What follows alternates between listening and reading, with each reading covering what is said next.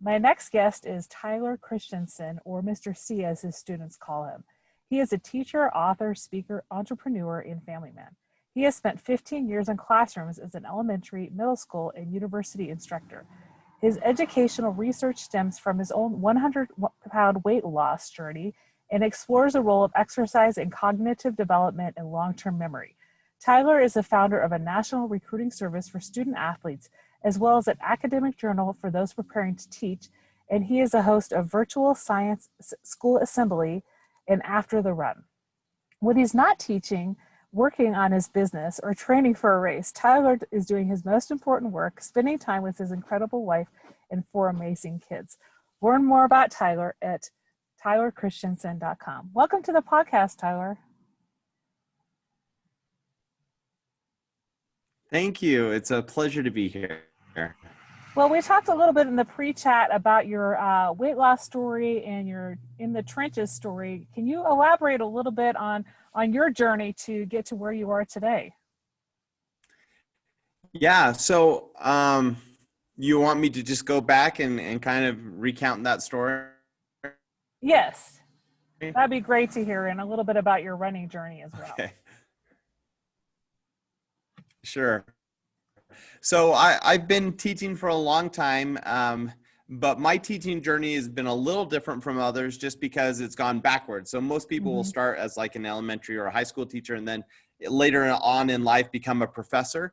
I went straight through grad school, became a professor, and then just a few years ago went back into the elementary classroom to teach. We moved across the country and kind of started over in many regards. And it was a stressful time for me. And so I was packing on a few extra pounds here and there. And so the stress of moving cross country, going to a new teaching position, being back in an elementary classroom, combined with just I'm getting older, and most adults as we get older, we become less active and put on a few pounds here and there. So that's kind of what happened to me. I had been gaining weight steadily over a few decades. And then with the added stress of the move and the new job, I put on a little more. So one night I found myself at over 300 pounds and my wife sat me down, and I say she had an intervention, right? She said, Tyler, we need to talk. And I was worried because we don't usually have like serious talks, but she had been concerned because she knew other people about our age that were having major health problems. And she said, I see the direction you're going with your health, and I worry about you because early. And so we had that heart to heart and decided to make some changes. And so I did everything I could. I as far as being in the trenches, it was my first year as an elementary school teacher. And so I was truly in the trenches, and as all new first year teachers,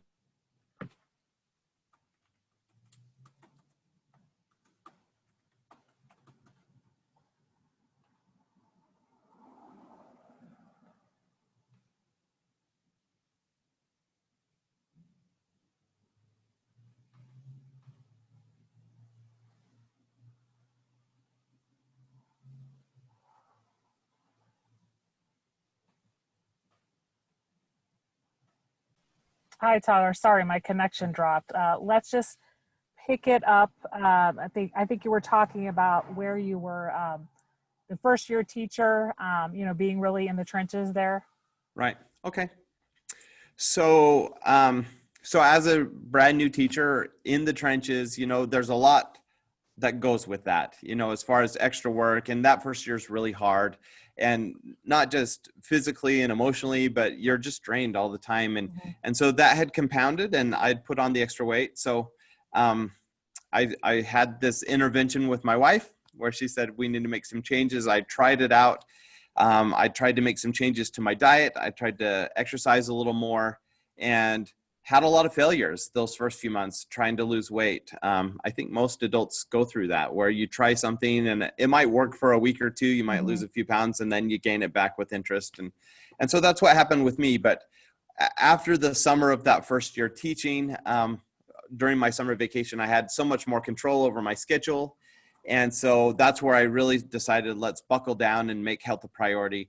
And so that first day I went out running and couldn't even do a mile without walking, but did it again the next day and did it again the next day. And during that, I was only drinking water, had nothing else, no sodas or anything like that, and was eating a lot more green stuff. I hadn't, not a big fan of vegetables prior to that, but I started eating more salads and eating other vegetables, and it started working. And so my goal for 2018 was to lose 42 pounds. That would have taken me from morbidly obese or class 3 obese down to simply being overweight. And so I was like, that would be amazing to not be, morbidly obese.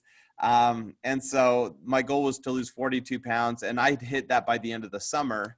Great. And but I was really scared because I've watched reality TV shows like The Biggest Loser, and I know that most of them gained it all back plus more. And so I was really worried. So after I hit my goal for the year, I said, well, I better set another goal. And so then I tried to lose 50 pounds. And then once I hit that, I set another goal to lose 75 pounds. And I went on my first cruise, and I set the goal to lose weight while on a cruise, which I did. And then I lost weight over Halloween, and then I lost weight over Thanksgiving and over Christmas. And I ended up losing over 100 pounds within a year. And it totally changed my life. And the interesting thing is it didn't just change my life health-wise, but during that year, I found I had so much more energy, and I was so much more alert. And so I was more productive. I wrote and published a few books. I refinished my basement and landscaped my yard. And I was able to do so many things that I hadn't done before. And, I never thought I could by dedicating more time to exercise and things like that. But it turns out that when you're living a healthy lifestyle, you have more time and you have more energy. And so it really changed my life. So that's such an inspiring journey to hear how, you just kept setting yourself goals, and, one goal of getting past the morbidly obese stage wasn't enough. So, it's interesting to hear how you said you had more time, right? I think it's because of that energy, right? And also because when you're used to being active, you want to do more things. I think I found that myself when I started getting into running about 4 years ago. So tell me a little bit about how, this extra time got you involved with Virtual School Assembly and the work that you're doing today. And tell me a little bit about Virtual School Assembly. Yeah. So there was about a year in between there. So after I lost the 100 pounds, I was really concerned that I wouldn't put the weight back on. So I set new goals, and from 2018 to 2019, or 2019 to 2020 to this year, I actually did put on a little bit of weight. Some of that weight came back, but it was healthy weight. In fact, I lost another 5 pounds of fat and gained 30 pounds of muscle. Okay. And so for year 2 for me, I was continuing to live healthy, getting stronger, spending more time with weights instead of just doing cardio. And it made a difference. But that brings us to 2020, where of course COVID happened, and COVID changed things for everybody. And I'm no exception. I was starting to get some attention because of my weight loss story. So I was on a bunch of podcasts and on the news and things like that. And I'd written my book, and so people were interested in hearing my story, and I started getting invitations to speak on stages. So I'd go do high school assemblies and things like that to share about health and weight loss and productivity, and which I loved. And I found that I really loved doing speaking. And so I started seeking out speaking engagements, and I landed a TED Talk in San Francisco, talking to youth about health and fitness. And I was so excited, and it was scheduled for March 13th. Which a lot of people remember. March 13th was an important day. For me, it was an important day because I'd circled it on my calendar months in advance, because as a teacher, I don't get to speak very often. And that was my spring break. Yeah. So I had booked out that whole week. I had 5 speaking engagements, ending the week with a TED Talk or a TEDx talk. And I was so excited, and I'd gone to a conference where I'd given a couple presentations. I'd gone to a school where I'd given an assembly.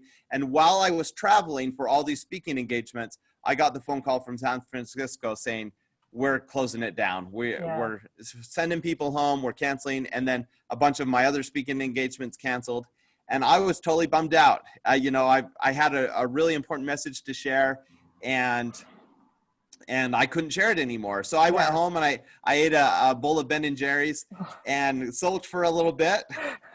And then I decided, oh my gosh, if I'm struggling imagine what my students must be going Yeah. through. And as a speaker, I love speaking because not only do I enjoy it personally, but I know the students love going to assemblies because it's a release from the week.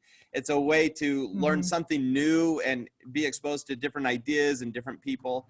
And so I started thinking about that, and I thought, well, if I can't speak to students, maybe I can speak to them virtually. Yeah. And then I thought, well, if I can do that, maybe I should start arranging with some of my speaker friends to bring them in as well and have special guests to come talk to my students.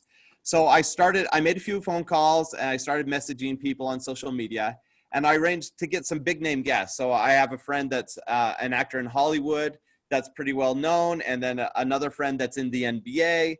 And so I reached out to them and asked if they would do some assemblies, and we just put it on Zoom and post it to my class and then to the rest of the world. And then I started reaching out to other people. And the first assembly was the guy who made the first virtual or viral video, The Evolution of Dance. It has hundreds of millions of views. And Judson Lipley, the guy who made that video, he's a motivational speaker now. Okay. And so I reached out to him, and he did the first virtual assembly where we had him come on, and he shared a little bit about the evolution of dance, but he talked about the struggle bus where we're going to face obstacles in our life, and we can choose how we, tackle that. And just an inspiring message. So I had him, and then I had a magician come on after him, and then I had a professional athlete. And it was just really cool for my students, but I thought we need to grow this thing so it impacts other people. So once I was at home, I had flexibility in my schedule. As you mentioned, I did have more time and I was more productive, but now I also had COVID, which meant I had to work from home. Yeah. And so I had more control over my schedule. So I went all in on virtual school assembly. And over the next few months, I recorded actually over 150 episodes. So I reached out to lots of influencers, and we got dozens of Hollywood actors and actresses, Olympians, people, professional athletes in every conceivable sport, including ninja warriors and things like that. And they just came on and they shared their stories. And of course, I also had professional speakers come on, and their messages are a little more polished and refined. Yeah. But just to share these messages with kids who are looking for hope and inspiration during this time. So I was able to do it because I do have that energy, and I'm still, even through we're into the new school year now, I'm still waking up at 4:30 every day. Wow. Because I have so much to do, but I also am sleeping well at night. And so I have the energy to do it. Yeah. No, I think that's so impressive how, you use that time, that extra time that was given to you, working from home and all that. And, seeing how you could reach out to your students through this virtual assembly. You mentioned in the pre-chat that you have recordings ready that you're able to put out twice a week until June 3rd, correct? Right. Yeah. Two or many weeks we have 3. So if there's a special occasion, last week we did a bonus one for Labor Day and then had another special one on 9/11. So most weeks are 2, but some weeks have 3. And I think over the holidays we'll have even more. Okay. Well, have you gotten much feedback from students that are maybe ones that you don't teach personally, but maybe students in your area or others that just, have really taken to these virtual school assemblies? Yeah, I'm not hearing from the students directly. I'm hearing from parents and from teachers. But I definitely have heard from a number of people saying, this was important, especially there are certain messages that are needed. So when people talk about anxiety and dealing with depression, those messages have really resonated with certain people. We had a really good message about a month ago talking about mindfulness and strategies for dealing and coping with anxiety in the classroom, but also at home. And I've had some parents tell me that was an important episode for them. My friend that's in the NBA, he did an episode on how to be active at home and use micro movements. And I got a lot of feedback on that. So there are certain episodes that are resonating more than others. And certainly as a new YouTuber and a podcaster, I'm learning as I go along and trying to make these even better. But I certainly have had some great feedback from all over, not in the US too. We have a number of guests in Australia and England and Taiwan, all over the world. And we're getting feedback from those areas as well. And when did you launch your first assembly? Right at actually, it might have been the last week of March. We did Okay. it really quick. So after I came home from everything canceling, it was really going full tilt by April. And we did, at the end of the last school year, we did an episode every single day till school got out. So there Oh, were wow. 50 episodes before school ended. Wow. And now we have another 100 or so scheduled out for this year.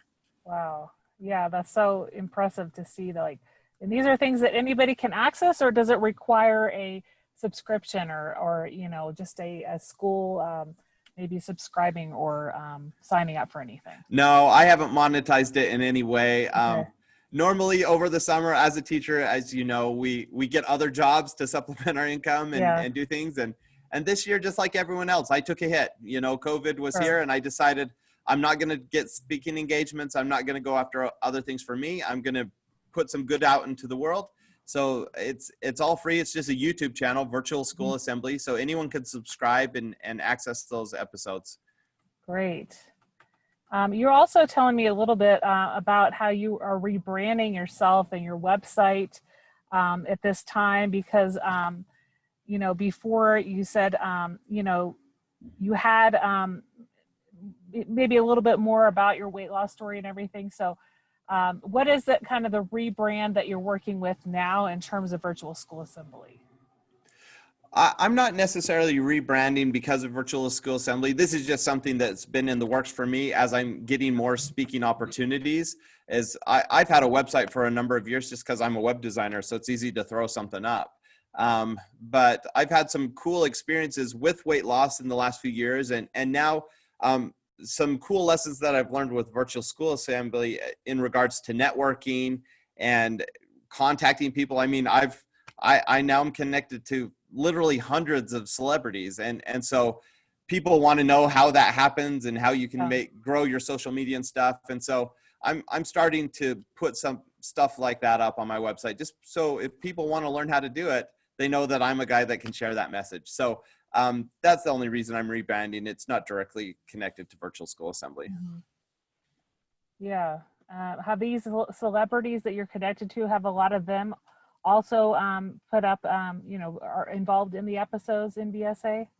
Yeah. So as an example, a few weeks ago, I had Eileen Gruber on the show, and her episode is fantastic. When she was in fifth grade, she had a disability and was bullied, and she shares that experience on the episode. But she also talks about the kid who stuck up for her, the fifth grade kid that was very popular and came and sat at her table, and then all the other kids came over, and how that changed her life. And it's a really important story. I think it's an incredible story, and I really appreciated her sharing it.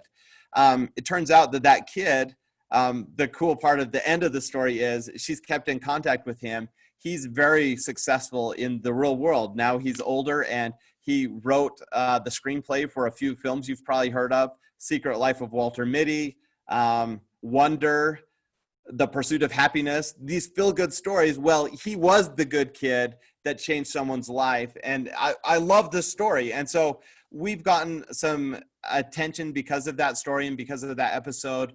We're submitting some articles, not just to newspapers and stuff, but magazines are interested in that story. And she's been very involved. She's been so sweet. We've followed up a few times, and she thinks it's an important message, of course. And so she's trying to share it with her own network and with her influence. And so that episode is reaching more people just because she's behind it, which is really cool. And we're seeing that with a number of guests. A lot of the guests on the show think that Virtual School Assembly is a great platform, and they want to share their message. And so they're promoting it on their own. And we've been on the news a few times. We've been in several newspaper articles, and the channel has not gone viral. It's still slow growth.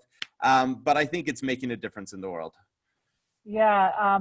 What is your vision for the, just the upcoming school year and how you would want VSA to grow? Well, I think one of the cool opportunities that's come from COVID is we've had, as teachers, we've had to pivot a little bit and be more creative with our approach to education. And I think part of the reason we have Virtual School Assembly is this is something I've wanted in my classroom for years. I've wanted an opportunity to share TED Talks or TED-like talks with my students, But when I show them TED Talks in class on important topics that I think are really needed in the classroom, they often zone out because they're written for adults. These talks are written for adults, and they're not by people that the kids know and recognize. Well, virtual school assembly gives an opportunity for celebrities that my students know and would want to hear from. It gives them a platform to share really important messages. And so my hope is that virtual school assembly will become a resource that teachers can use, that parents can use. So when there is something like bullying to talk about, now we have this great little video that we can pop in, and it takes 10 minutes in class to show a clip and then to talk about it. And so, I don't care if it gets huge or anything. Honestly, I don't think I could deal with it if it did. I'm a school teacher, but I do hope that it makes an impact in the world because it's an extra resource that teachers can use. And I can plan to continue to build resources like this. I filmed 8 math videos this week because I can do that now, and I can post them on YouTube, and it's better for my students to have more resources. So this is just another resource.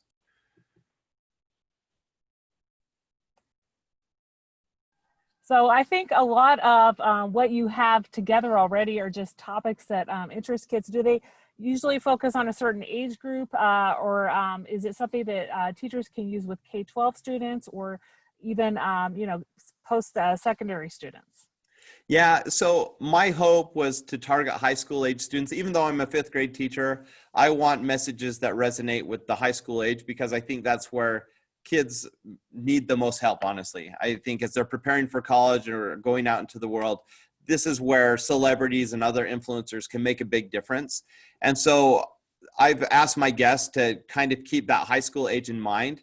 Okay. That being said, I'm getting so much feedback from adults who are watching these and getting a lot of value. I'm getting feedback from kindergartners who are watching these and getting value. So it's not limited. Some episodes are much more appropriate for older kids. And so there are some episodes that maybe you wouldn't want your kindergartner to watch just because we don't want to talk about depression and anxiety too much with younger kids. But most of them reach a really wide range. And so we're looking at high school in particular, but it reaches everybody. Great. I think, you've given the listeners a good idea of what they can find on Virtual School Assembly. You also mentioned in the pre-chat a little bit about keynoting and the fact that you were in a keynote camp. And what are your kind of ideas about when things kind of go back to normal? Maybe what kind of keynotes you would maybe be giving if they're related to the keynotes that you gave up until the COVID shutdown, or if you're going to kind of change your keynote speech. I love speaking, and in the past, as an academic, I've been speaking all my life on different stages for conferences and workshops and things like that. And usually what I talk about is literacy and digital literacy. And so, if you're watching, you see the bookshelves behind me. I'm an avid reader. I'm on track to read 202 books in 2020, which will be the most I've ever read in a year. But I love literature. I love what it can do for kids. And I'll always talk about literacy. I think it's so important. But I do think now I have a few more things in my back pocket as far as possible speaking topics. So yes, I love talking about health and weight loss. And my TED Talk was specifically looked at the impact that exercise has on our brains. It actually changes the way we learn. It helps us with our long-term memory and with our focus.